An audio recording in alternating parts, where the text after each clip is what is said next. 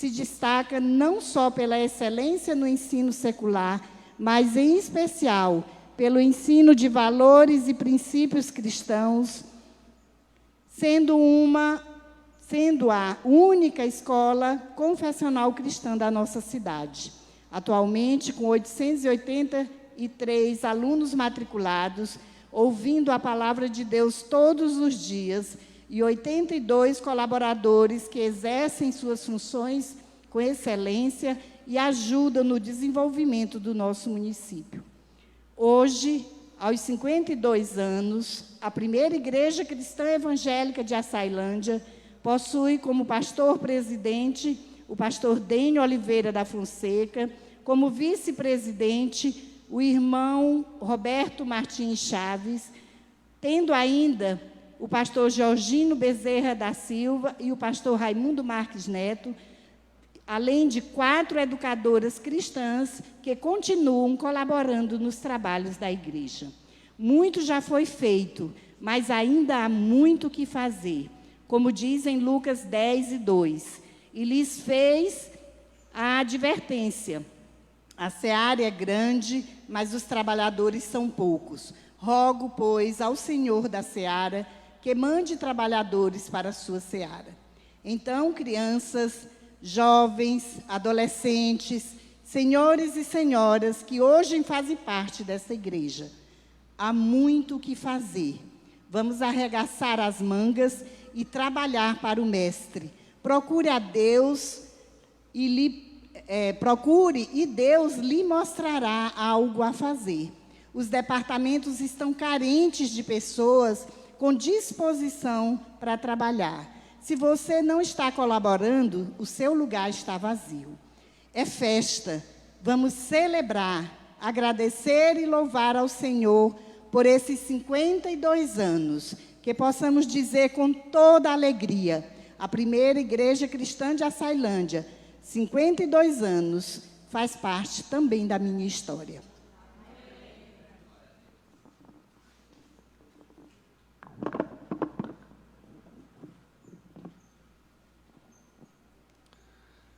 Mais uma vez aqui, eu inclusive gostaria de pedir perdão, né? Nosso pastor Orlando, ele chegou aqui e eu citei, né? Obrigado pela visita ao casal, chegou, sentou.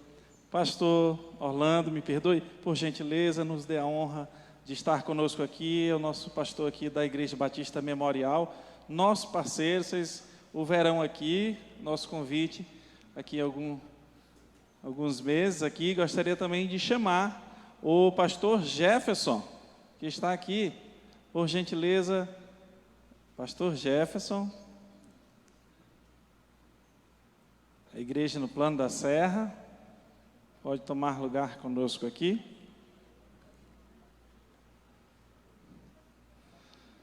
Agradecemos aos queridos, amados irmãos, mais uma vez, pastor Orlando, pastor Jefferson, e nós iremos cantar com toda a igreja. Gostaria de ouvir nossa amada igreja cantando o hino 566. Iremos cantar com o nosso coral e que a nossa amada igreja nos acompanhe.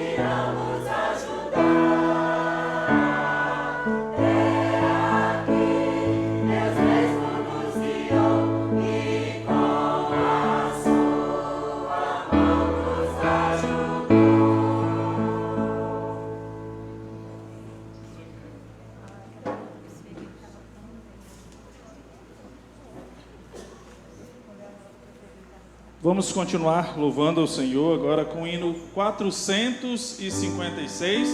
Gostaria de ouvir a amada igreja, né? O coral é muito bonito, mas eu gostaria de ouvir a voz de vocês me ajudando com o soprano.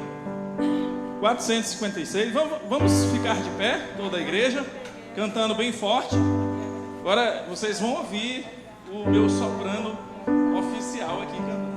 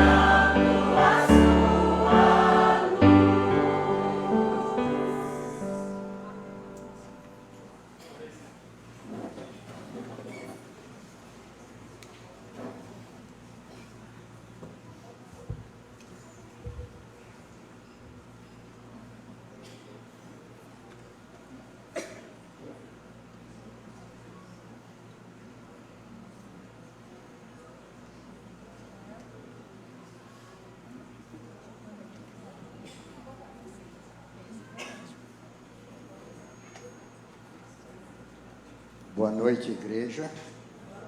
É uma satisfação encontrar nesta noite neste recinto para juntos louvarmos e engrandecer o nome do nosso Senhor e Salvador Jesus Cristo.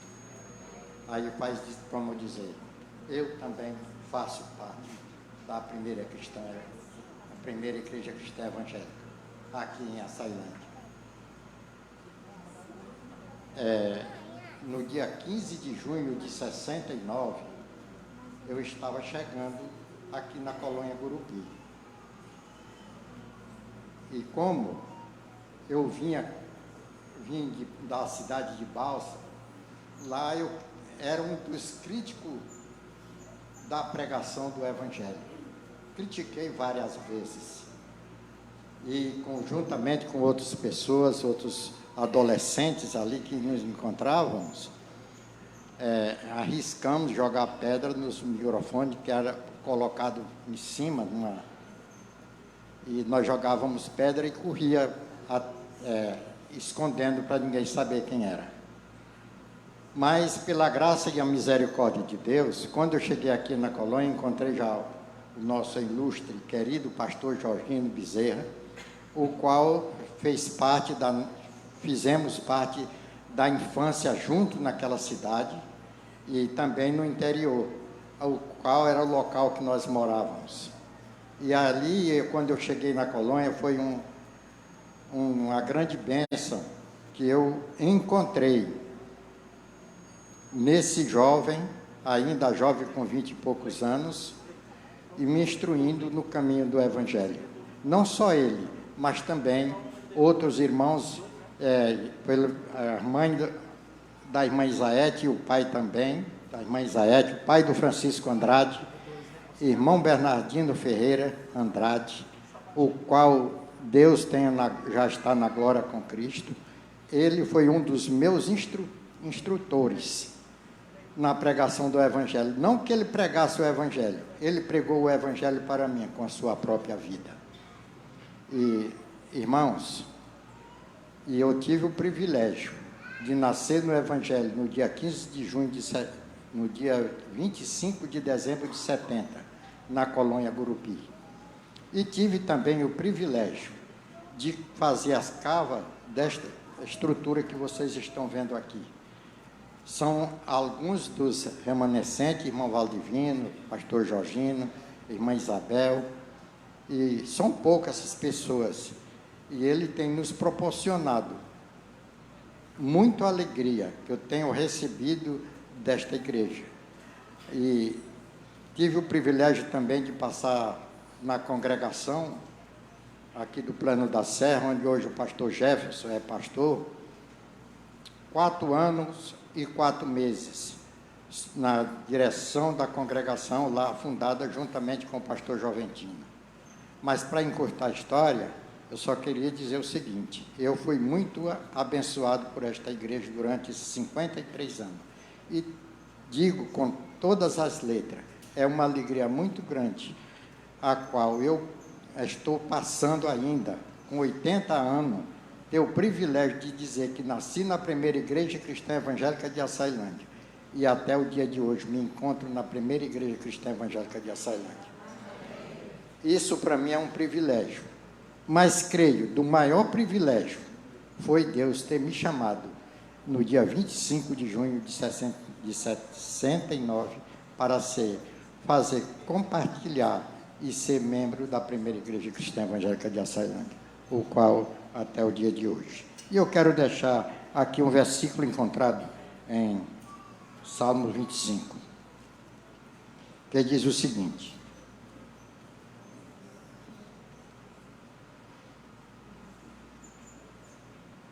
a intimidade do Senhor é para os que os temem e os quais dará a conhecer a sua aliança. E eu faço parte desta igreja e foi uma das maiores bênçãos que eu recebi, foi quando Cristo me salvou.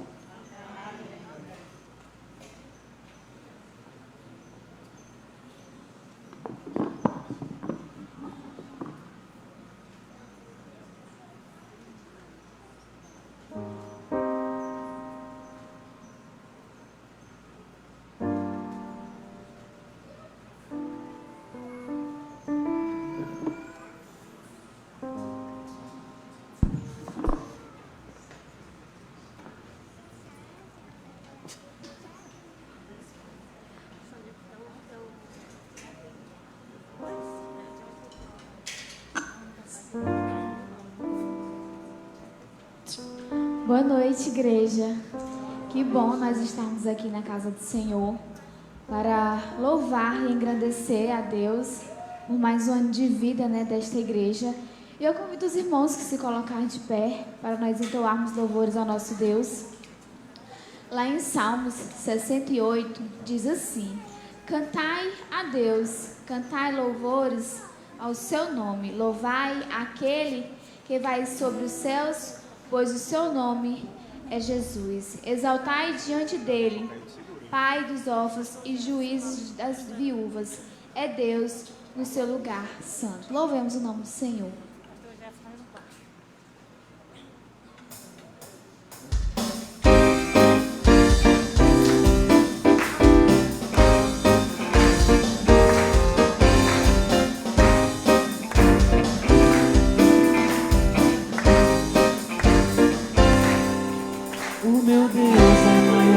Os meus problemas eu não temerei. Com Jesus eu vou além, ainda que a figueira não floresça e não haja frutos na videira, eu não temerei não. Eu sei que para além das nuvens o sol não deixou de brilhar, só porque a terra escureceu. A minha vida está em Deus, eu sei que tudo posso em Deus. É Ele quem me fortalece. Eu vou seguir com fé. Com meu Deus eu vou para a rocha mais alta que eu. Eu sei pra onde vou, como águia vou. Nas alturas sou filho de Deus.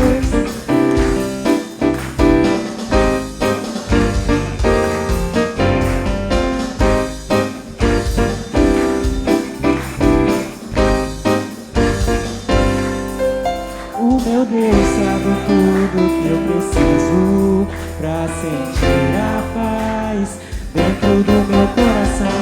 Ainda que a lua adormeça e não haja o brilho das estrelas, eu não temerei não. Eu sei que para além das nuvens o sol não deixou de brilhar, só porque a terra escureceu. A minha vida está em Deus, eu sei que tudo posso em Deus. É Ele quem me fortalece. Eu vou seguir com fé. Com meu Deus eu vou para a rocha mais alta que eu. Eu sei pra onde vou, como águia vou. Nas alturas sou filho de Deus. Eu vou seguir com fé. Com meu Deus eu vou para a rocha mais alta que eu. Eu sei pra onde vou, como águia vou. Nas alturas sou filho de Deus.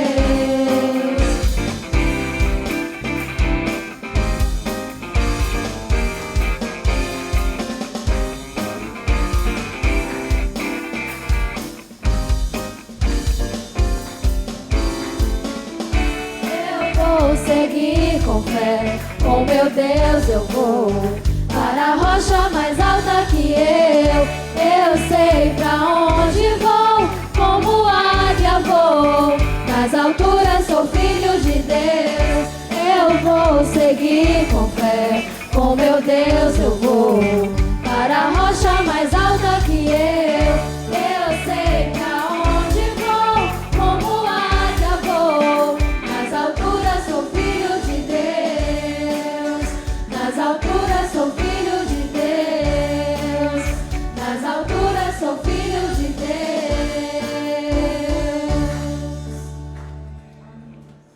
Louvado seja o Senhor. Lá em 1 Pedro diz assim: mas assim como é santo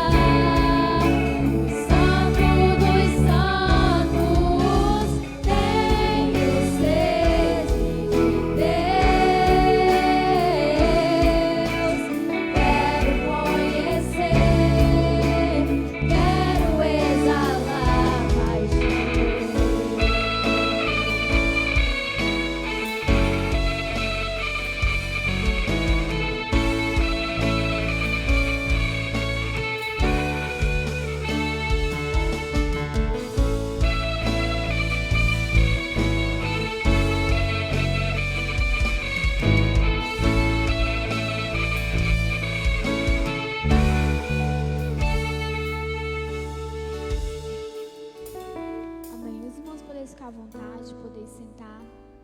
Essa música fala que o nosso prazer é louvar o Senhor em espírito e em verdade. E aí nós vamos cantar esta música para dizer que o nosso maior prazer é louvar, é engrandecer o nome do nosso Deus.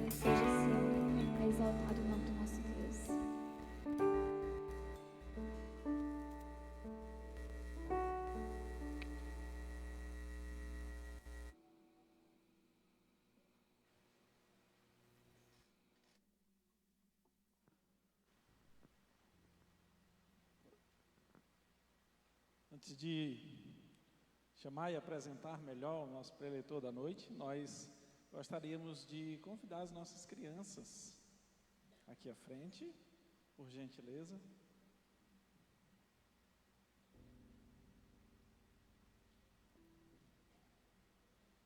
nossos pequenininhos. Muito bem. Queria convidar o pastor Neto para orar pelas crianças. Fala, Tiagão.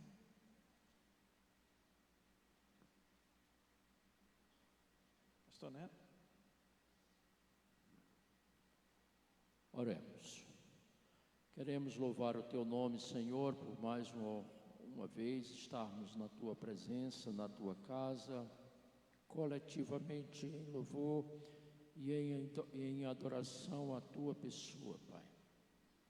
E queremos Te suplicar neste momento que, enquanto esses pequenos corações recebem a instrução da Tua palavra, que o Teu Espírito Santo, Senhor, trabalhe em suas mentes, para que possam dar a compreensão espiritual das Tuas verdades. Assim também como nós que ficamos aqui, ajuda-nos, ó Pai, a entendermos o propósito para o qual Tu nos trouxeste aqui nesta noite em relação à Tua palavra. Que ela possa não somente achar lugar nos nossos corações, mas possa mover os nossos corações para Te adorarmos e para Te servirmos melhor e com mais alegria. Nós Te pedimos e Te agradecemos, Pai, em nome de Jesus. Muito obrigado, podem sair por aqui.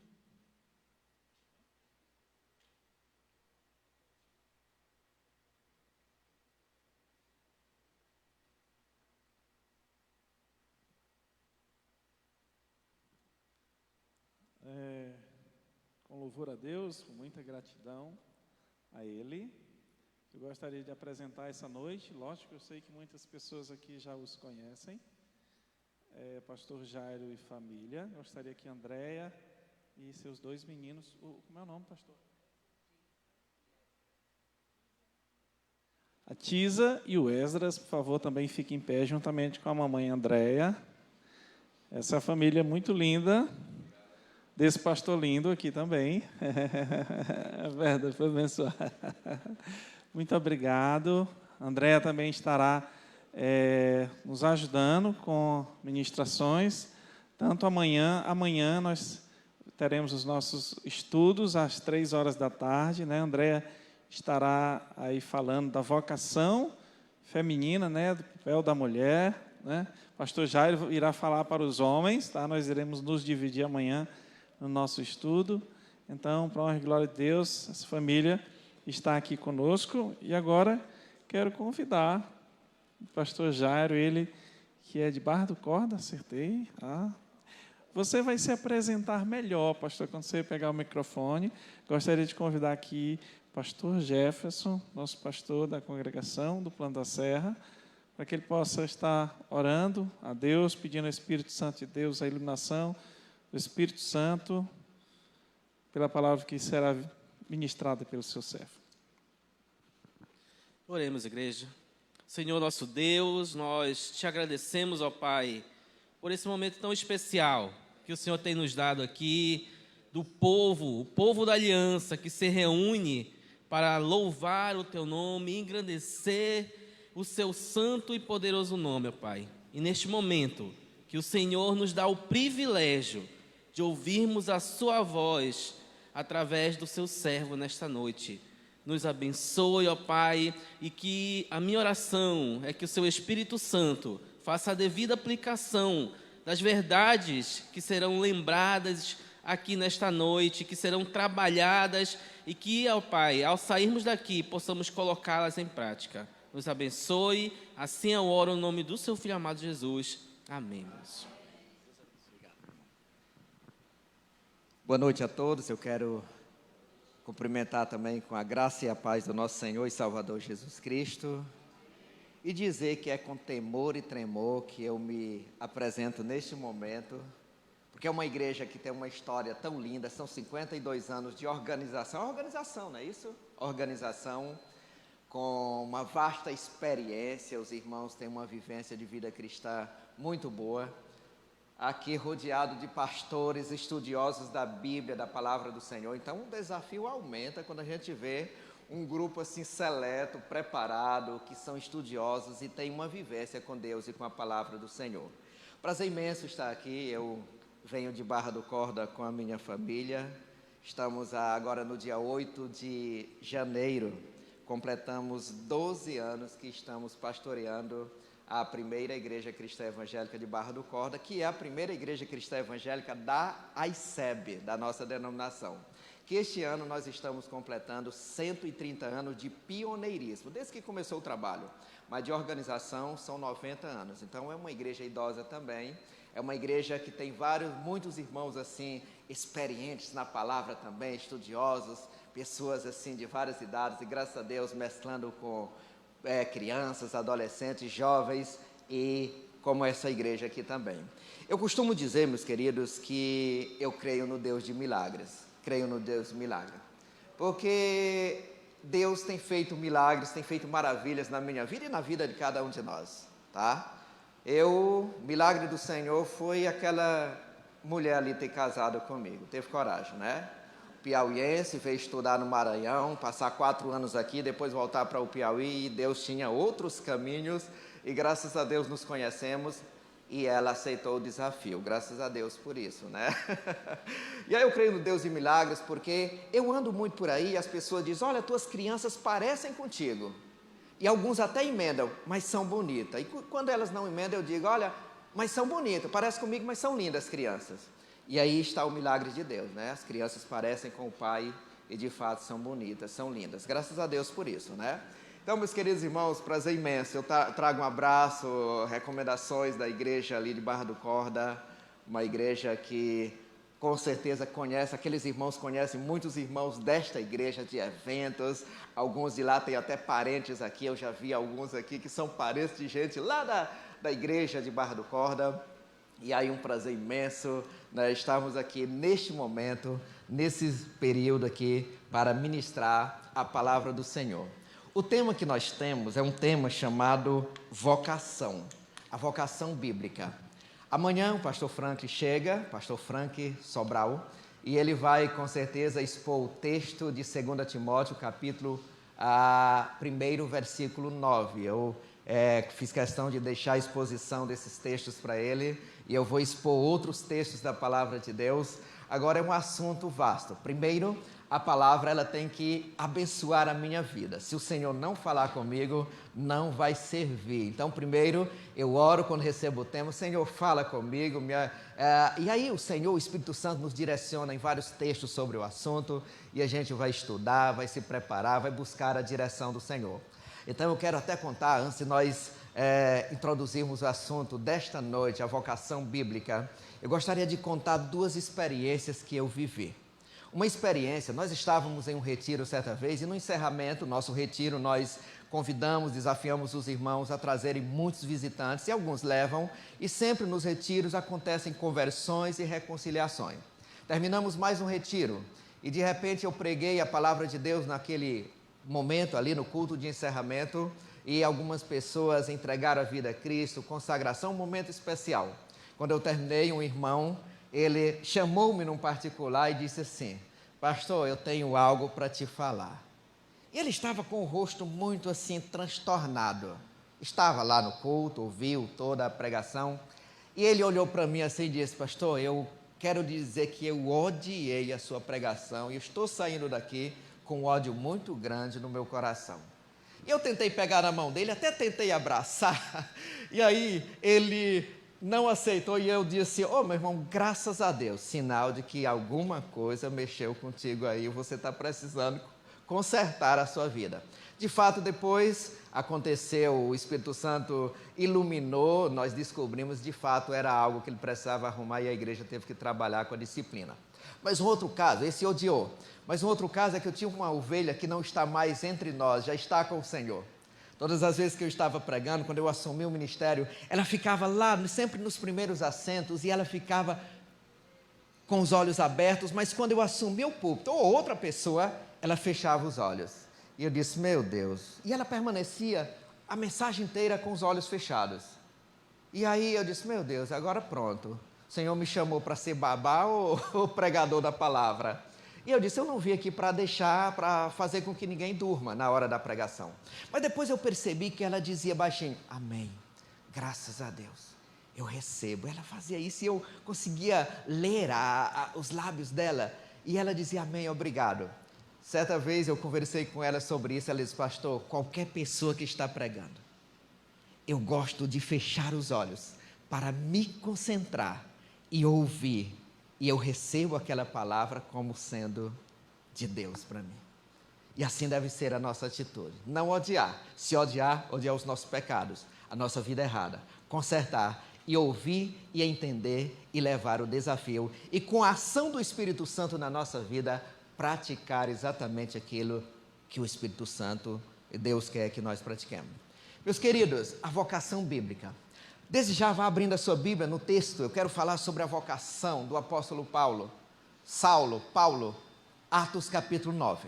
Mas antes eu fiz um estudo apurado desse assunto, procurei estudar, fazer uma leitura de alguns livros, em primeiro lugar para minha pesquisa, e eu pude escrever algumas páginas, eu gosto de escrever as mensagens, e eu pude escrever algumas páginas, e eu vou expor um pouco daquilo que o Senhor me ensinou, e me relembrou e me ensinou neste período que eu estava buscando este assunto aqui. Então, já nós vamos ler esse texto, mas depois de nós fazermos um apanhado, fazermos assim entendermos o assunto da vocação. A doutrina ou a disciplina que estuda a vocação, o chamado é hiperetologia. E é um termo usado para o estudo da doutrina da vocação, que faz a abordagem de tudo quanto é relacionado à vocação, tudo que é relacionado ao chamado de Deus para o homem, para a mulher. Todo aquele, o chamado, a resposta, né, os desafios, o contato com Deus, o que Deus pede, tudo que é, na verdade, relacionado à vocação, à doutrina da vocação, está dentro desta disciplina chamada, ou desta matéria chamada hiperetologia, tá? E aí nós podemos também, para nós entendermos esse tema, nós vamos ter que definir, buscar algumas definições de alguns homens que, na verdade, eles estudaram mais a fundo sobre este assunto. E aí eu gostaria de, neste momento, trazer para nós nos situarmos algumas definições para nós entendermos com mais clareza. No dicionário da Bíblia de Almeida, meus queridos irmãos, nós encontramos que a palavra vocação, o chamar, o chamado, é convocar certas pessoas para que se dediquem a trabalhos especiais, olha, especiais, no reino de Deus, tá? E esta convocação, ela é uma decisão, não do homem, não da mulher, não do ser humano, mas é uma decisão do próprio Deus que chama. E quando nós estudamos a doutrina da vocação, do chamado, nós vemos que Deus escolhe, Deus vocaciona, inclusive antes da fundação do mundo, né? Ele já traça planos, a exemplo de Isaías 49, versículo 1 e 5, Jeremias 1, 5, Gálatas capítulo 1, versículo 5 e 15. Claro que não dá para nós lermos todas essas referências. Uma outra definição para nós vermos nesse momento, ela é, na verdade, do livro O Pregador, Sua Obra e Sua Vida, de Joel Wetcher. A pronúncia do inglês não é tão boa, viu? Vocação é quando você tem todas as outras portas abertas, que elas estão escancaradas, mas você só anseia entrar pela porta de um ministério específico, tá? Então, é quando tudo está aberto, não é? E esse autor, ele vai trabalhar algo bem interessante, vale a pena ler esse livro. Algumas pessoas pensam que vocação eu tentei e eu fiz 10 vestibulares, tentei entrar na faculdade, fiz 10 provas do Enem, todo ano eu faço, e não fui aprovado em nenhuma. Logo, eu concluí que Deus quer que eu vá para o seminário.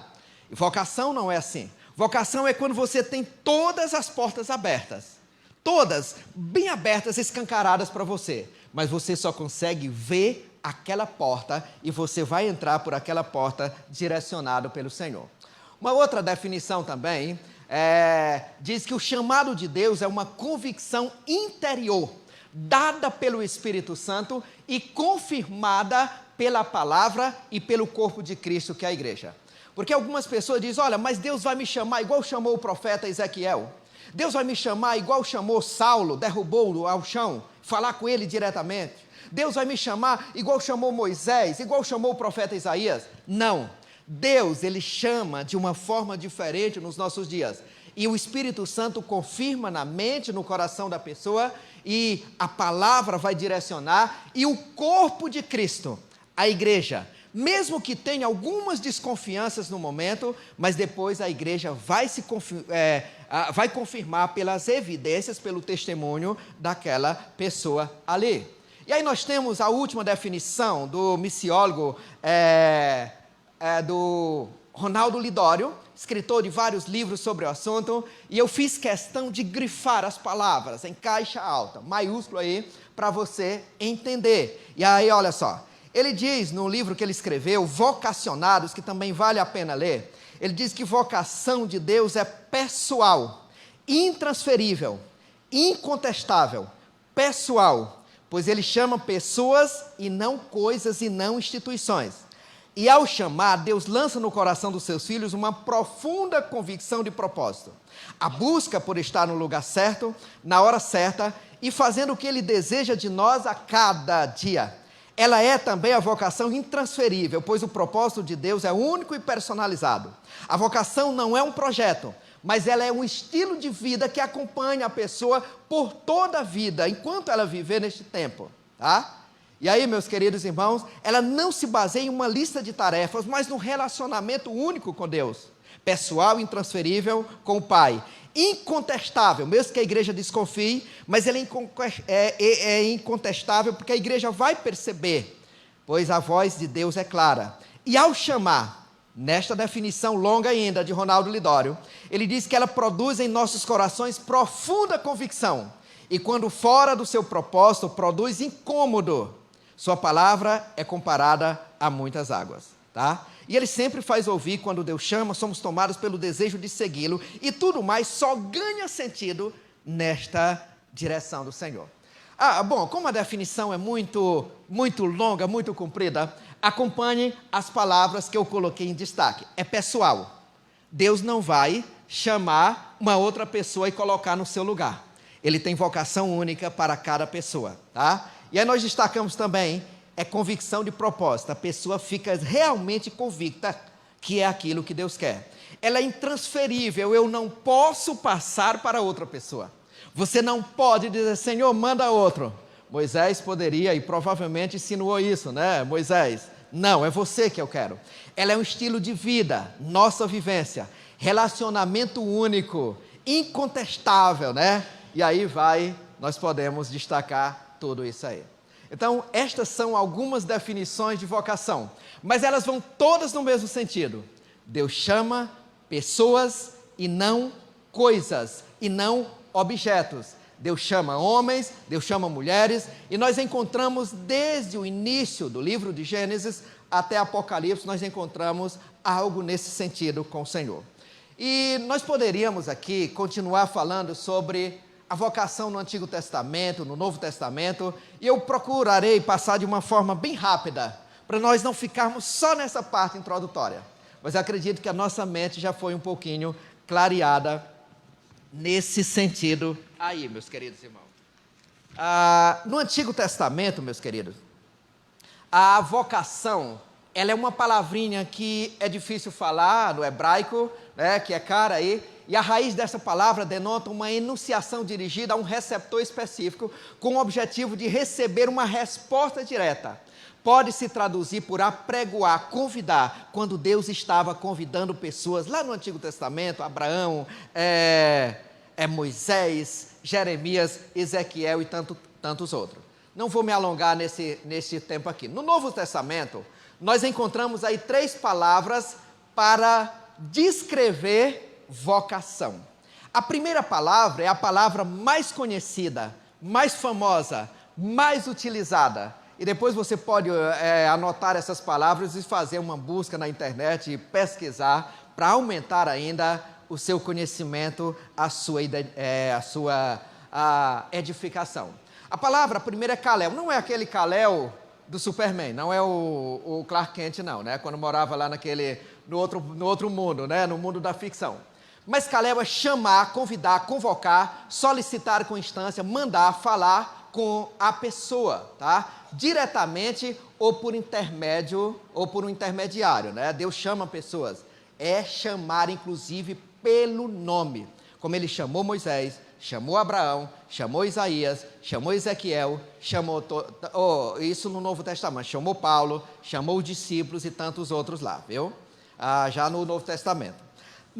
A outra palavra é a palavra chamada klesis, que ela, na verdade, significa eu chamo, nomeio, convoco, e ela é iniciativa divina, convocação, uma intimação irrecusável. Mesmo que o sujeito não queira, atenção, como Paulo. Paulo queria? Se nós encontrarmos, estudarmos a Bíblia, nós vamos ver que ele não queria. Mas ele quer. Deus dobra, Deus humilha, e daqui a pouco nós vamos estudar. E a outra palavra é proskaleomai, que é utilizada em uma chamada autoritária e irresistível. E essa chamada aí, o terceiro termo, ele é utilizado tanto a pessoas individuais, como principalmente a grupos. A exemplo daquele texto de Atos, capítulo 13, versículo 1, que a igreja de Antioquia estava reunida, e Deus diz, o Espírito Santo, separai-me a Paulo e a Barnabé, falou com o grupo. Então, esta palavra que é usada em referências quando Deus está falando com o grupo, direcionando eles a reconhecerem um vocacionado. E agora sim, nós vamos ao texto bíblico. E eu não vou ler esse texto neste momento, mas permaneça com a sua Bíblia aberta para nós vermos a exposição, a vocação de Paulo, de Saulo, Atos capítulo 9, e nós vamos compreender neste momento. Bíblia aberta. Meus queridos, quem era Saulo? Saulo, ele era bem religioso. Quando nós estudamos as páginas da palavra de Deus, nós podemos encontrar que Saulo, por exemplo, nesse texto de Filipenses 3, 5 e 6, ele era circuncidado ao 8º dia, da linhagem de Israel, cumprindo todos os trâmites da lei de Israel, da tribo de Benjamim, hebreu de hebreus, quanto à lei, fariseu, quanto ao zelo, perseguidor da igreja. Então nós vemos que Saulo, ele era, antes da conversão, antes de usar o nome romano Paulo, ele era uma pessoa bem assim religiosa, de acordo com os preceitos da lei de Israel, né, da lei religiosa. E aí ele era também, conhecendo um pouquinho, ele era muito estudioso. Ele era aluno do principal, ou de um dos principais professores que existiam naquela época, um homem chamado Gamaliel. O pai dele manda Saulo, ainda bem pequeno, para morar com a sua irmã e pegar aulas exatamente com este professor que era muito renomado. E aí o texto sagrado de Atos 22, 3 diz que eu sou judeu, nasci em Tarso da Cilícia, mas criei-me nessa cidade e fui instruído aos pés de Gamaliel. E o outro texto de Gálatas, capítulo 1, versículo 14, diz que ele era o melhor ou um dos melhores alunos. Estamos ainda conhecendo quem era Saulo para entendermos a vocação. Aí diz o texto sagrado, meus queridos, o de Gálatas 1,14, ele diz, e na minha nação, quanto ao judaísmo, quanto ao conhecimento da religião, eu avantajava-me a muitos da minha idade. Aluno destaque, um dos mais estudiosos, um dos mais dedicados. E aí agora entrando um pouquinho mais para nós conhecermos mais a vida deste homem. E o Espírito Santo vai trazer algumas aplicações para nós. Nós vamos ver, e pelas páginas da Bíblia, que ele era um perseguidor implacável contra a igreja do Senhor. Ele tinha um sentimento malicioso muito grande. Você pode ver aí no capítulo 9, versículo 1 e 12, diz que Paulo, ou Saulo, a gente às vezes falando quer já trocar o nome do personagem, mas respirando ameaças e morte contra os cristãos. 1 Timóteo 1,13 diz que ele era blasfemo e perseguidor. Atos 9, 21, ele exterminava em Jerusalém todos aqueles que ele encontrava pelo caminho. Então ele tinha um sentimento religioso ou malicioso muito forte. Ele tinha ódio dos cristãos. Ele não queria que a religiosidade, ou que a religião, o cristianismo, que aqueles que eram do caminho de Deus continuassem servindo a Deus, porque ele havia, como nós vimos, estudado toda a religião de Israel, e na mente dele, todas as demais correntes religiosas deveriam ser exterminadas e apenas a religião dele deveria continuar. Mas ele também, meus queridos, era zeloso na religiosidade. No capítulo 9, versículo 1 e 2, diz que, na verdade, a mim me parecia que muitas coisas devia eu praticar contra Jesus, o Nazareno. Ele ainda não conhecia Jesus. Ele ainda não tinha compromisso com o Senhor. Ele ainda não tinha visto que Jesus é o Senhor, é o Salvador, e aquele que morreu na cruz e ressuscitou. E ele então, meus queridos, era zeloso na religiosidade dele e queria destruir todos aqueles que serviam ao Senhor. Ele era também, meus queridos, implacável. Atos 9, no capítulo 9, versículo 13 e 14, diz que ele recebe autorização para, o final do versículo 14, prender todos que invocam o nome do Senhor. Ou seja, cadeia bem grande, cadeias deveriam ser construídas, mas muitos morreriam, muitos fugiriam, e alguns, claro, que não tinham muita firmeza, negariam o nome do Senhor Jesus Cristo, mas ele era implacável no seu objetivo, naquela missão que ele acreditava ser a correta. Mas também, dentro de ser um perseguidor implacável, ele era assassino. A Bíblia não fala nenhuma morte que diretamente ele causou ou praticou, mas alguns historiadores vão dizer que muitas pessoas foram sim mortas pelo apóstolo Paulo, por Saulo ainda. Ele era assassino, capítulo 9, versículo 21. Ora, todos os que ouviam estavam atônitos, admirados e diziam: não é esse que exterminavam em Jerusalém? Isso são as testemunhas reconhecendo. Tá, claro que falaram a verdade, né? Não é aquele que está matando pessoas. Meus queridos, ele exterminava, ele matava pessoas, ele obrigava inclusive as pessoas a negar o nome de Cristo. No capítulo 26, versículo 11, o último texto que está aí, diz que ele obrigava as pessoas a blasfemar o nome de Cristo. Significa que ele colocava armas ou ameaçava as pessoas dizendo: eu mato a sua esposa se você não negar a Cristo. Ou então eu mato o seu filho se você não blasfemar o nome de Cristo. E alguns, segundo dá para entender aí, blasfemavam, negavam o nome de Cristo, eram liberadas e, claro, escapavam daquele julgamento implacável do apóstolo, do Saulo. E aí nós podemos até aplicar aqui. Um monstro como Saulo, com certeza teria dificuldade de ser membro das nossas igrejas, sim ou não? Um monstro implacável desse. Quando nós se apresentasse diante de nós, nós teríamos dificuldade em nos aproximar dele. E muitos de nós, inclusive eu diria, um cara desse deveria pagar com a própria vida.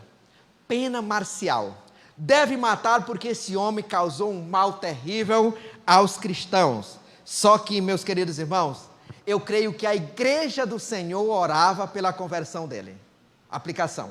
Eu creio que a igreja orava: Senhor, neutraliza as ações deste homem violento. Senhor, neutraliza os ataques desse homem. Nós não queremos ser mortos, mas se for o caso, que o Senhor tenha misericórdia, mas converte o coração. E nós precisamos então orar por todas as pessoas que são más, inclusive políticos, inclusive muitos formadores de opinião do nosso país, que são bem menores em maldade do que Saulo, e nós às vezes desejamos que eles morram. E Deus tenha misericórdia e converta essas pessoas. Pois bem, nós vamos ver agora um convertido submisso. Nós vamos ver, meus queridos, como aconteceu a conversão. Vamos relembrar, porque nós já conhecemos a história. Mas veja só, meus queridos irmãos, a luz da graça brilhou. Quando ele pega a autorização das autoridades para perseguir os cristãos, matar e destruir aqueles que seguiam a Deus, diz a palavra de Deus em Atos 9:3, que seguindo ele estrada fora, ao aproximar-se de Damasco, subitamente a luz do céu brilhou ao seu redor. A luz do Senhor brilhou, a luz da graça brilhou, como cantamos aquele cântico do nosso inário, deixa a luz do céu entrar. E naquele momento, provavelmente, Saulo não estava nem deixando, mas o Senhor já estava trabalhando, e o Senhor estava dispensando a graça, ele estava naquela missão de matar os cristãos, mas a luz do Senhor brilhou naquele momento e o derrubou. E aí, meus queridos irmãos, naquele momento que a luz brilhou, aconteceu a conversão, e na conversão acontece a chamada eficaz naquele homem. Chamada eficaz, versículos 3 e 4. Subitamente uma luz do céu brilhou ao seu redor, e caindo por terra, ouviu uma voz que lhe dizia, a chamada do Senhor, chama pelo nome, conforme os termos das definições que nós vimos no início. 2 vezes, Saulo, Saulo, por que me persegues? Chamada eficaz. A chamada eficaz, meus queridos irmãos, ela é uma obra especial de Deus nos eleitos, que dá condição para aquela pessoa, mesmo que ela não queira, mesmo que seja peça ruim, quando o Senhor chama, quando o Senhor vocaciona para a salvação, o Senhor derruba, o Senhor convence do pecado, da justiça e do juízo, o Senhor dispensa graça, o Senhor envia fé no coração, e a pessoa simplesmente responde positivamente ao chamado do Senhor. Glória a Deus por isso. Foi exatamente isso que aconteceu com Saulo. Chamada do Senhor, o Senhor o derrubou. E aí, meus queridos, nós podemos ver que a escolha, ela não foi de Saulo. A escolha não foi dele. E quando nós observamos a salvação, a conversão, o chamado do Senhor, nós vamos ver que a escolha, que a chamada, ela é de Deus. A chamada é do Senhor. Saulo, Saulo, por que me persegues? Saulo, eu tenho um propósito na tua vida, eu quero te salvar, eu quero que você seja um enviado para pregar o evangelho para mim. E aí, meus queridos, depois Saulo, que agora Paulo usa o nome romano Paulo, ele vai escrever muito sobre a vocação e sobre esta chamada. Por exemplo, em Romanos 8,30, e aos que predestinou, isso no sentido geral, a esses chamou, vocacionou, e aos que vocacionou, chamou, justificou, e aos que justificou, a esses também glorificou. Efésios 1, 3 a 7 também ele vai falar sobre isso. E no sentido específico, ele fala da chamada específica a ele próprio. Lá em Gálatas 1, 15 e 16. Quando, porém, ao que me separou, quando? Antes de eu nascer, e me chamou pela sua graça, aprove revelar-me em mim, para que eu pregasse aos gentios sem detença, e não consultei nem carne nem sangue. Meus queridos, a escolha foi sem nenhum mérito existente na vida daquele homem. Ele era mau, ele era religioso, perseguidor implacável da igreja, assassino, e exatamente, meus queridos, o Senhor o chamou, o vocacionou. E alguns até pensaram que ele não tinha sido chamado pelo Senhor. Que prova que este homem, meus queridos irmãos, teve um encontro com o Senhor. Ele foi humilhado, o Senhor o derrubou, o Senhor o baixou, ele era prepotente demais, ele se achava o tal, o mais capaz, ele tinha autoridade, ele tinha crédito junto às autoridades religiosas, e ele pediu autorização para prender e maltratar os cristãos. Ele tinha autoridade, mas o Senhor o derrubou e humilhou. Mas o que prova que ele era convertido? Dentro desse texto aí, meus queridos irmãos, nós encontramos alguns fatos que mostram. Nós vivemos hoje numa situação muito difícil, uma situação muito complicada. Hoje, a maioria daqueles que levantam a mão, que vem à frente, alguns até chorando, emocionados, com lágrimas nos olhos, eles chegam para dizer que querem entregar a vida a Cristo. Nós vemos que eles, ou a maioria, claro que há conversões verdadeiras, mas a maioria, eles não têm se convertido verdadeiramente ao Senhor. Nós vemos que muitos daqueles que recebem a oração da conversão, eles nem se integram em uma igreja evangélica.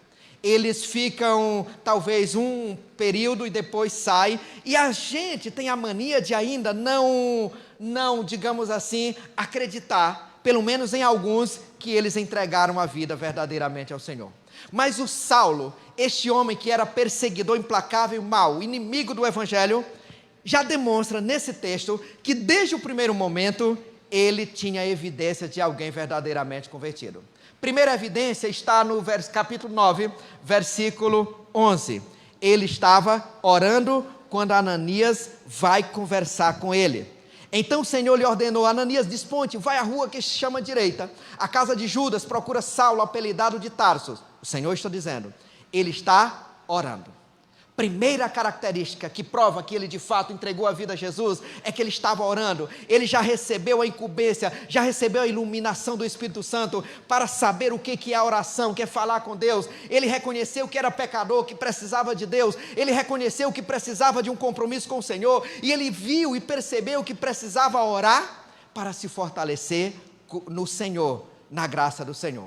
Mas também, meus queridos, a segunda evidência é que ele teve o reconhecimento da igreja e foi integrado à igreja. Quando Ananias chega para conversar com ele, em Atos 9:17, Ananias chamou de irmão. Ananias, em primeiro momento, duvida: Senhor, eu tenho medo, é aquele que exterminava os judeus. Mas o Senhor o convence e ele percebe que Saulo já era convertido e chamou ele de irmão que está aí. E aí depois, meus queridos, no capítulo 9, versículo 18 e 19, diz que ele levantou-se e foi batizado. Se ele foi batizado, foi porque os líderes da igreja perceberam que ele era convertido. Os líderes perceberam que já havia fruto, que já havia testemunho, e aprovaram e desceram com ele ao batismo naquele momento ali. E aí diz que ele permaneceu em Damasco alguns dias com os discípulos. Então a segunda evidência da conversão de Saulo é que ele foi integrado à igreja, ele foi reconhecido pela igreja e integrado ao Senhor. Mas tem mais evidências. Olha só a próxima. Alguns pensam que receber a vocação, o chamado de Deus, e só podem falar do Evangelho se fizer um curso no seminário, se participar de 10 anos da escola bíblica dominical. Mas desde o início, Saulo, olha o que ele estava fazendo. Ele estava pregando sobre Jesus no capítulo 9, versículo 20. E logo pregava, logo após a conversão, pregava na sinagoga Jesus, afirmando que ele é o Filho de Deus. Apresentava: foi esse que me salvou, foi aquele que morreu na cruz, foi aquele que ressuscitou, ele que é o Senhor, ele que é o Salvador. Eu era inimigo de Jesus, eu era inimigo dos evangélicos, dos crentes, melhor dizendo, dos cristãos, mas eu tive um encontro, ele me chamou, e hoje eu quero que vocês conheçam ele como Salvador. Mas continua falando em evidência, ele tinha o desejo de crescer. Versículo 22, demonstrando o versículo 22, onde está aí? É isso mesmo? Saulo, porém, mais e mais se fortalecia e confundia os judeus que moravam em Damasco, demonstrando que Jesus é o Cristo. Desejo de crescer. Ele participava com certeza dos cultos, das reuniões de oração, das reuniões de estudo da Bíblia. Ele estava inteirado, ele com certeza ficava junto daqueles cristãos, porque o desejo dele não era ficar estagnado, mas ele queria crescer, ele queria desenvolver a fé, ele queria avançar. E ele tinha esse desejo, diferente de muitos que não querem mais crescer e querem continuar como sempre recebendo o leite espiritual. E aí também outra evidência, meus queridos, ele tinha testemunho cristão, versículo 22, Saulo, porém, mais e mais se fortalecia e confundia os judeus que moravam em Damasco, demonstrando que Jesus é o Cristo. Volte ao versículo 20, no versículo 20 ele pregava, falava, anunciava sobre Jesus, e no versículo 22, o que ele fazia? Pregava com a vida, ele vivia, ele demonstrava, ele se comportava como cristão. Eis a diferença aí. Pois bem, meus queridos, Saulo não mudou o nome como muitos pensam. Lá no capítulo 13, versículo 13 de Atos, naquele episódio que ele está pregando o evangelho para o governador, que o governador ali tinha um mágico, uma cidade muito idólatra, mística, e o Elimas, o mágico, começa a contender com ele, a rogar pragas, e naquele momento ali, Paulo tem um duelo com aquele mágico, Elimas ali, e Paulo até usa palavras duras, filho do diabo, cheio de todo engano, e naquele momento, pelo poder de Jesus Cristo, aquele homem fica cego, e o governador crê no Senhor Jesus Cristo. O governador entrega a vida a Cristo. E o narrador do livro de Atos, o escritor, que é o Lucas, o médico, ele lá no capítulo 13, versículo 13, não usa mais o nome Saulo, que é o nome judeu. Mas ele vai usar agora o nome Paulo, que é o mesmo nome, a transliteração para o romano ali. E aí continua só Paulo, Paulo agora. Não sei porquê. Alguns historiadores, alguns estudiosos vão trazer muitas argumentações que não dá tempo da gente falar de cada uma delas aqui. Pois bem, então, algumas evidências da vida, do chamado, da vocação. Quantas evidências eu tenho dessas aí? Quantas evidências você tem? Não importa quanto tempo você já tem de convertido. Talvez 1 ano, antes de 1 ano ele já tinha essas evidências. 2 anos, 3 anos. Talvez alguns tenham tanto tempo de convertido e ainda não tem nenhuma evidência de convertido aí nesse momento. Meus queridos irmãos, nós vamos ver agora que ele foi vocacionado. Primeira chamada para a salvação. Depois a chamada para ser apóstolo, missionário entre os gentios. Nós encontramos inúmeras referências bíblicas que falam de Paulo como chamado, como vocacionado aos gentios. Por exemplo, em Atos 9, 15 e 16, diz: vai, porque este para mim, Ananias, é um instrumento escolhido, para levar o meu nome perante os gentios e reis. E de fato, ele fez tudo isso. E várias outras referências que nós já conhecemos muito bem e que não dá para nós relembrarmos de todas. E aí ele faz a primeira viagem missionária, ele faz a segunda viagem missionária, ele faz a terceira viagem missionária. E aí poderíamos passar muito tempo falando sobre cada viagem missionária, sobre cada desafio, mas não dá para nós falarmos neste momento. E a última viagem que ele faz é como prisioneiro, levado a Roma, onde ele é morto. Mas antes disso, ele foi perseguido por causa de Cristo. Um vocacionado, um homem que tinha muita fé, o homem que ficou conhecido como o apóstolo da fé, que se nós víssemos ele à luz do evangelho da prosperidade, ou do evangelho que agora intitula-se de Cote, nós veríamos que Paulo seria o homem mais fracassado que já viveu neste tempo. Quando nós vemos, meus queridos irmãos, aquele que era perseguidor, que fora chamado, salvo, vocacionado pelo Senhor, que era um verdadeiro convertido, quando nós observamos a vida dele, nós vemos, meus queridos, que ele era um cara que eu às vezes brinco com a situação. Parece que Paulo tinha o dom do sofrimento. Já prestou atenção? Não era gente não. Opa, parece que tinha o dom do sofrimento. Olha só, meus queridos irmãos, vou lembrar algumas dessas perseguições aqui. Atos 9, 22, 23, 24 diz que decorrido muitos dias os judeus deliberaram tirar-lhe a vida, logo depois da conversão. E aí de noite ele foi levado para que as pessoas não matassem. Mas vamos relembrar algumas dessas. As perseguições foram implacáveis.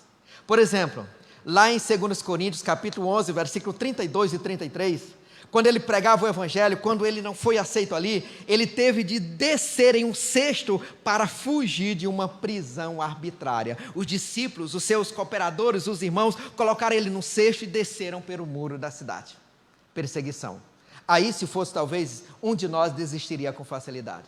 Mas continua, ele foi expulso de Antioquia pelos poderosos da cidade quando ele estava pregando o evangelho ali. Mas também, meus queridos irmãos, ele foi apedrejado e quase morto.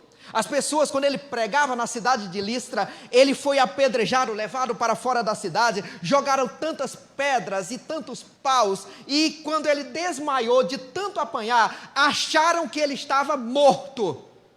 E aí de repente deixaram, já morreu, já era. E aí os discípulos vieram, os cooperadores, e aí quando pensa que não, meus queridos, ele levanta, bate a poeira, vai com os discípulos, toma um banho, e no outro dia ele faz o quê? ele vai para a cidade de Derbe fazer o quê? Dormir, procurar o médico? Foi pregar o evangelho. Não era gente não, esse cara. Cara todo machucado, todo arrebentado.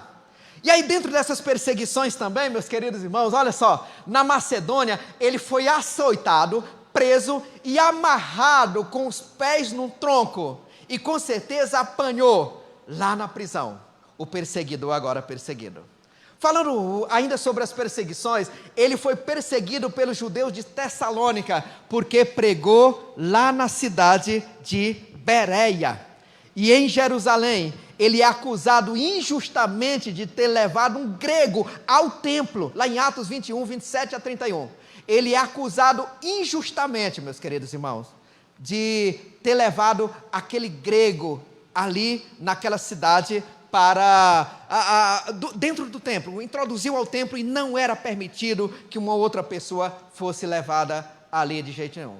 E aí depois, meus queridos irmãos, oitava, ele é preso, enviado a Roma, sofre um naufrágio.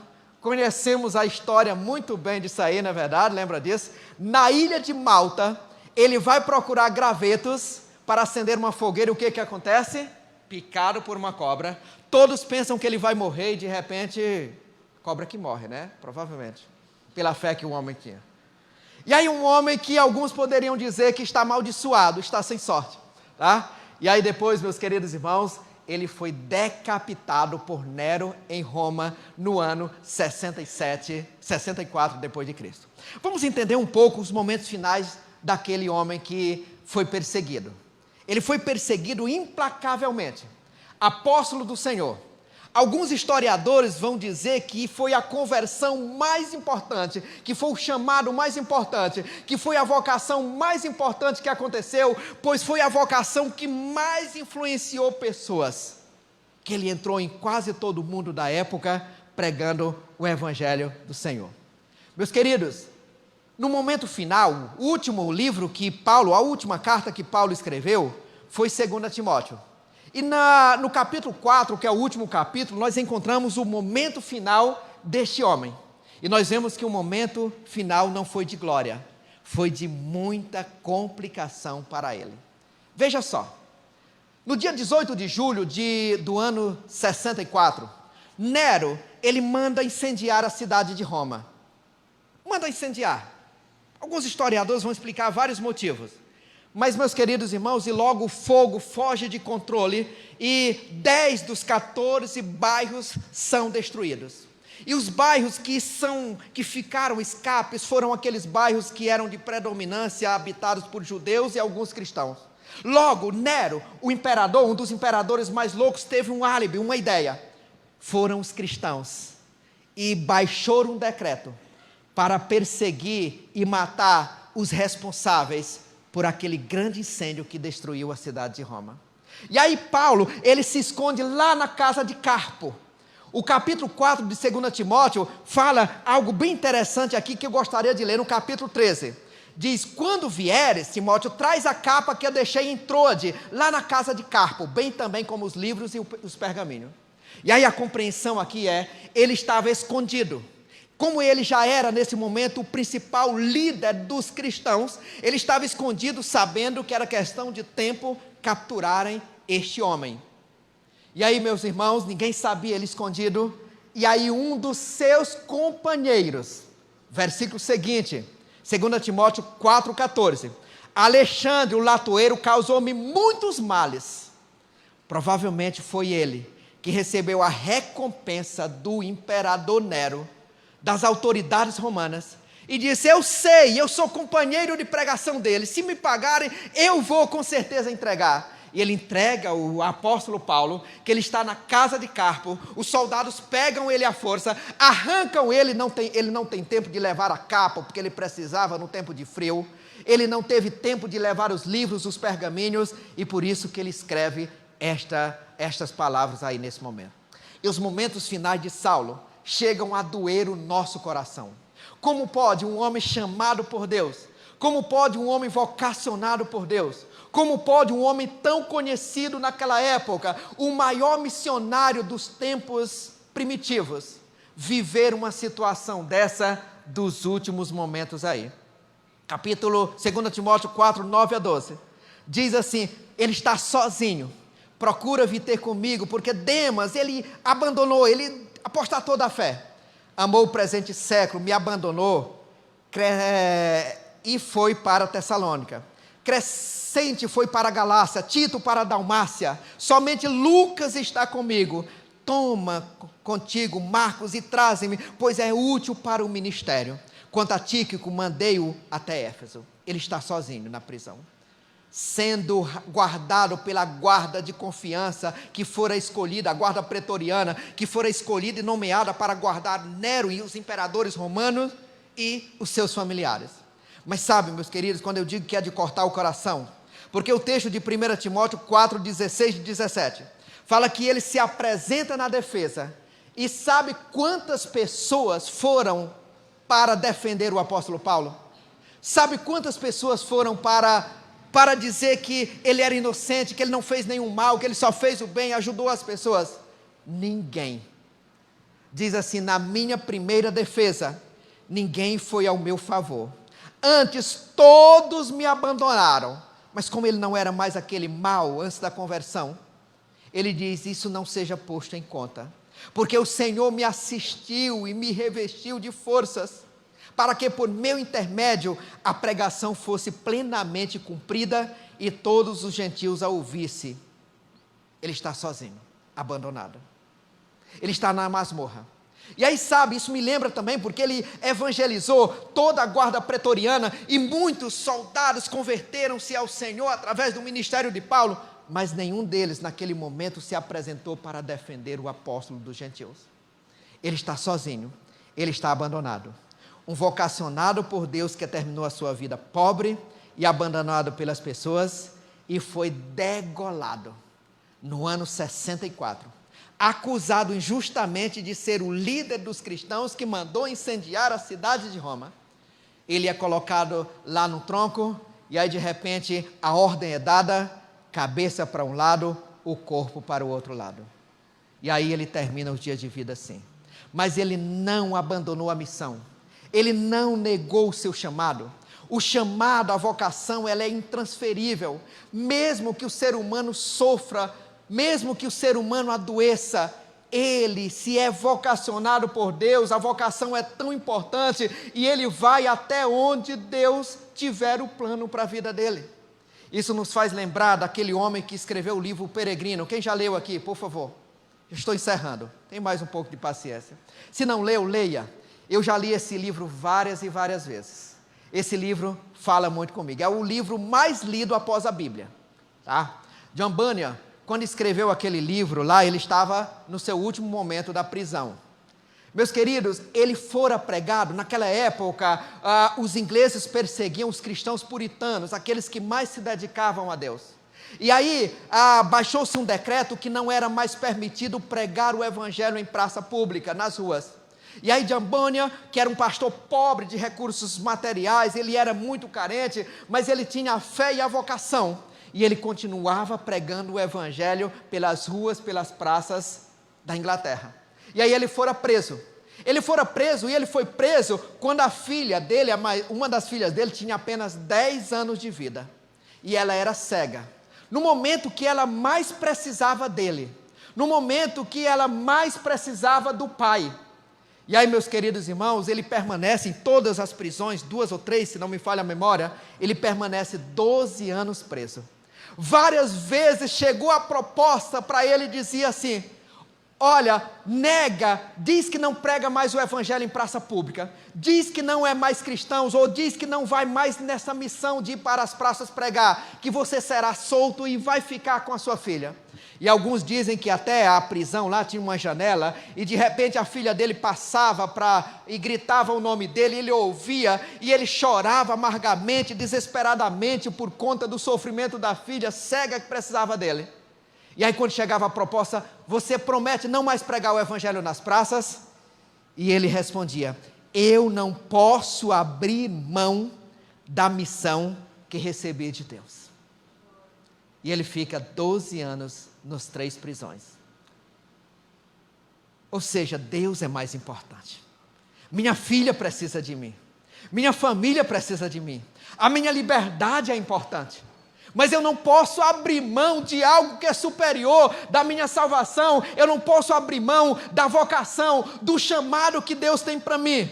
E aí depois ele escreve aquele livro e os seus algozes nunca imaginavam que seria um dos livros mais lidos de todos os tempos. Meus queridos irmãos, eu até coloquei aqui, esqueci de passar. Uma outra mulher que também me inspira muito, que a minha esposa diz que foi a mulher mais crente, a pessoa mais crente dos tempos modernos para cá. Se você ainda não conhece essa mulher chamada Ellen Roosevelt, eu te convido a conhecer. Já estamos encerrando. Meus queridos, esta mulher, ela era uma médica que tinha até doutorado na sua formação dela na Inglaterra. Ela viveu entre os anos de 1925 a 2016. E ela vai, com 28 anos de idade, pregar o evangelho lá no país do Congo, na Inglaterra. E aí veja, lá ela era médica, enfermeira, e ela fundou um hospital, não tinha hospitais naquela região, e ela fundou um hospital e treinou 100 mulheres para serem enfermeiras, e cuidavam dos ferimentos. Os rebeldes começaram a tomar o poder, invadiram aquilo, muitos fugiram, muitos morreram, e prenderam a Ellen Roosevelt. Meus queridos, prenderam ela, e ela escreve exatamente isso aqui no diário dela, que eu gostaria de ler para nós encerrarmos. Ela foi sequestrada por um grupo de rebeldes guerrilheiros. E eles a levaram e mantiveram em cativeiro durante um longo período, que ela disse que nem tinha mais noção do tempo, pois não conseguia mais saber qual era o dia que estava vivendo. E ela diz que aqueles homens, meus queridos, durante todos os dias, puxavam ela, puxavam pelos pés, batiam na cabeça dela, chutavam na boca, quebraram os seus dentes, humilharam, agrediam dia a dia. E ela disse, não existe sofrimento pior do que este. Mas ela disse que o pior sofrimento ainda estava por vir. Em uma das noites, o horror ultrapassou todos os limites, ela escreve. Eu fui violentada sexualmente, abusada. E aí, quando os violentadores saíram, ela diz, eu me senti, naquele momento, abandonada por Deus. Eu senti que Deus não estava olhando a minha situação. E aí, jogada no chão, toda ferida, dentes quebrados, corpo, ossos quebrados, ela diz que logo sentiu uma voz doce e suave que dizia, Ellen, estes não são os seus sofrimentos, estes são os meus sofrimentos. E naquele momento ela diz, o Senhor me recebeu nos seus braços, indizível amor. O seu conforto foi total e eu entendi que o seu amor era suficiente e maior do que as minhas dores. Logo, meus queridos, ela foi libertada porque era uma pessoa conhecida na Inglaterra. O governo da Inglaterra mandou negociadores, mandou soldados, e ela foi libertada do cativeiro e voltou para a Inglaterra. E ela ficou, segundo a história da biografia dela, quase um ano internada para recuperar dos ferimentos na boca, ossos quebrados, trauma psicológico e emocional. Depois de um ano, ela vai até a missão UEC, e ela chega lá e diz, já estou recuperada, eu quero o aval e eu quero que vocês me enviem novamente para o Congo. E aquele superior diz, não vamos fazer isso, porque a situação do Congo piorou, você não pode mais voltar. Lá os rebeldes tomaram de conta, destruíram tudo. Ela disse, se vocês não me enviaram, eu entrego a minha credencial, não faço parte mais dessa missão e eu vou sozinha. Chamaram os familiares dela e disseram, vamos mandar. E mandaram. Ela chegou lá, não encontrou mais nada do que ela havia construído. Nada. E aí, meus queridos, ela conseguiu ainda libertar algumas pessoas que estavam pobres, passando fome lá, uma situação muito complicada. E ela levou algumas pessoas. Depois, meus queridos irmãos, ela rodou o mundo dando o seu testemunho. Na internet está cheio de vídeos, palestras. Rodou o mundo dando testemunho e participando, incentivando, em congressos, incentivando os jovens a se envolverem com missões. Quando ela estava para morrer, ela escreveu, o problema é quando não queremos só Jesus. Queremos Jesus e mais alguma coisa. Queremos Jesus e a popularidade. Queremos Jesus e o sucesso. Queremos Jesus e os aplausos. Queremos Jesus e o reconhecimento. Queremos Jesus, mas também sermos os primeiros e sermos os melhores. Não, meus irmãos, nós devemos desejar só Jesus. É Ele que salva, é Ele que vocaciona. E aí o Senhor tem um chamado, o Senhor chamou a cada um de nós para a salvação. E Deus, eu costumo dizer que Deus, Jesus, Ele é o melhor técnico. Amanhã, eu estava conversando com o pastor aqui, nós vamos saber se tem muitos flamenguistas aqui nessa cidade. Nós temos um compromisso aqui com o culto, 3 horas, depois você assiste o jogo do Flamengo. Mas Jesus é o melhor técnico que existe. Ele chamou, Ele vocacionou, e Ele escala os seus vocacionados onde? Muitos como professores, muitos como médicos, muitos como os enfermeiros, muitos como policiais. Ele escala em várias áreas da sociedade. O problema é que nós queremos Jesus e queremos outras coisas. E aí não vivemos a vocação como deveríamos viver. Que Deus tenha misericórdia e nos ajude. Vamos orar. Ó Deus, nós queremos te agradecer por essa oportunidade. Nós vimos o testemunho ou o chamado do Saulo, do Paulo, um homem que, mesmo no fim da vida, abandonado pelos amigos, mesmo sabendo que a morte estava se aproximando, ele continuou no propósito e não desistiu, em prol do chamado, da vocação que o Senhor teve com ele.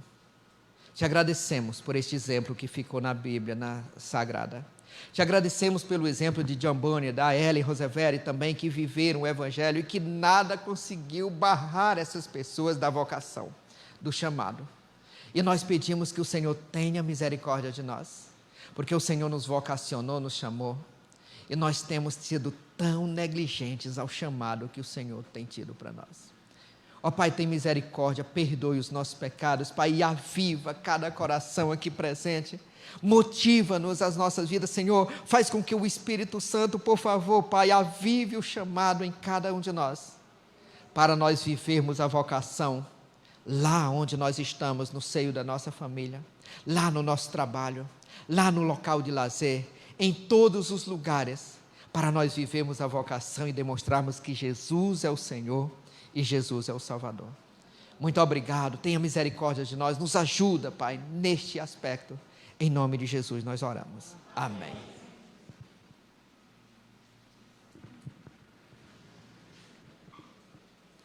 Vamos abrir os nossos cenários e louvar o hino 220, que fala sobre a vocação que esse Deus Todo-Poderoso exerce sobre nós, e Ele nos chama, vem a mim. Ele é o Salvador eterno que nos fortifica e nos fará desfrutar das suas misericórdias.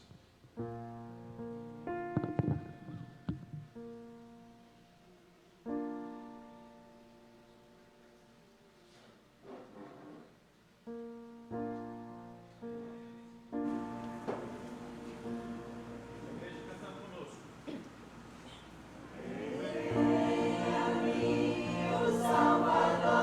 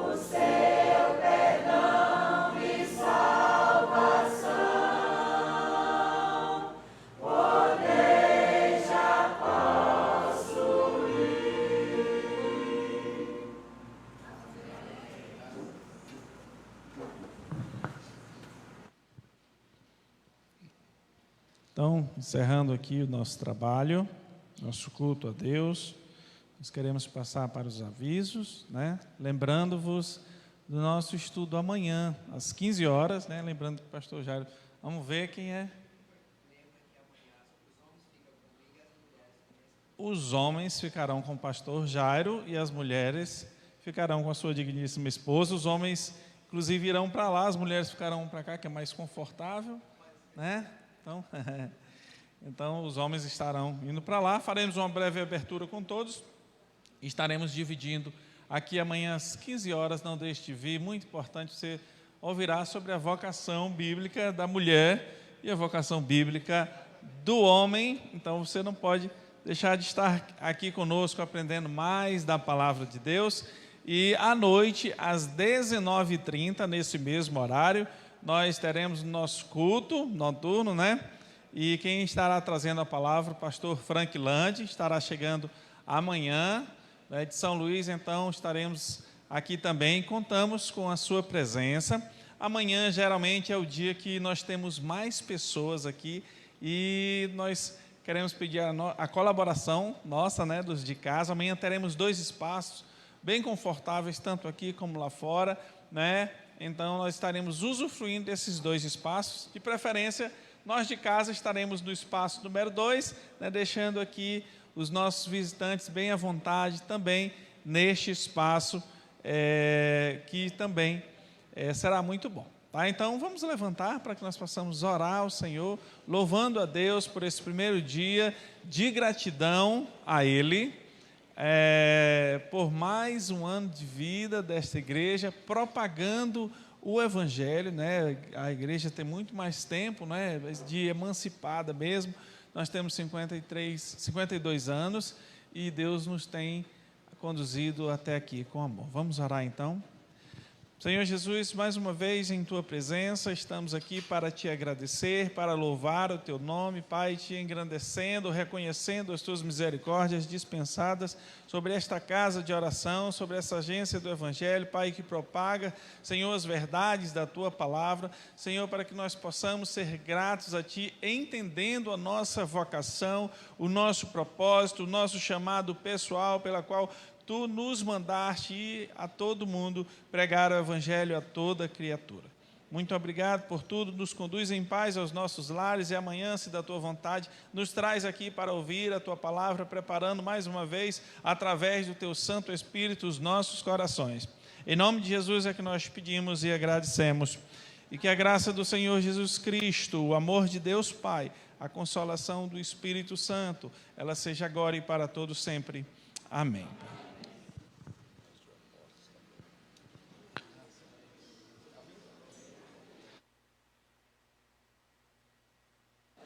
Amanhã nós teremos a presença da diretoria regional aqui para a posse. Então vocês estejam todos convidados e convidando mais alguém.